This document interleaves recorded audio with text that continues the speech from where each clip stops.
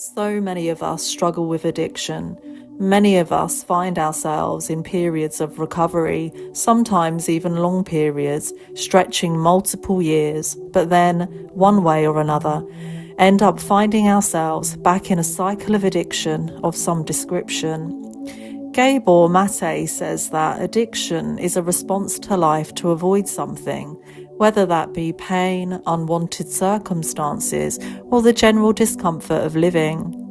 This suggests that addiction is behavioural in nature and is not part of our innate identity or who we truly are at a core level.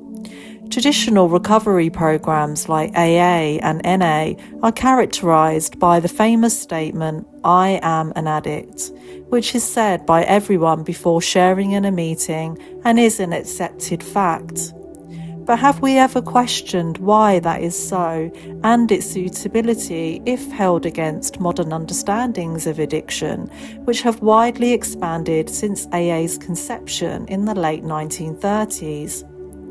I spent over 15 years saying this statement, and I found that, as I grew spiritually and mentally, I started to feel very uncomfortable saying the statement because, deep inside, I knew it wasn't true. Addiction was my response to life. It wasn't who I am.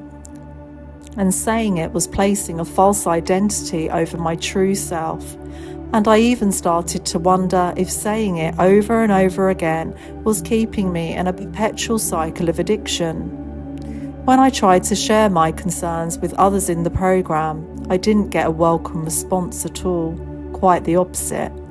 I got told that I was heading towards a relapse, when that wasn't the case at all. I was just expressing what I felt inside.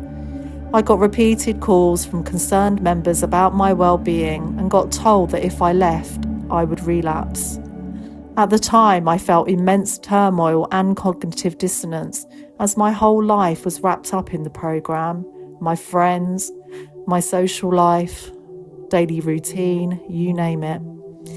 I tried to suppress what I was feeling for a while to avoid the pain of leaving, but at the expense of crushing my true self, which was a cost that became unlivable.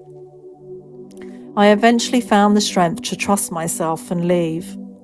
And I have to say, I've never regretted my decision, and I have never looked back. It just took a lot of personal struggle to get there.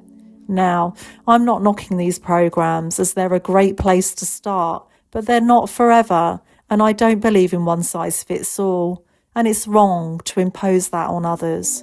None of us look the same, and we are all uniquely different for a reason. We all outgrow things in time, and that's okay. I'm saying all of this because it would have helped me no end to hear someone else say this at the time, instead of being a lone voice in the wilderness. So I guess all of this is a long way of saying that it's okay to trust yourself and go your own way. And P.S. Yes, I am living addiction-free and have been for years.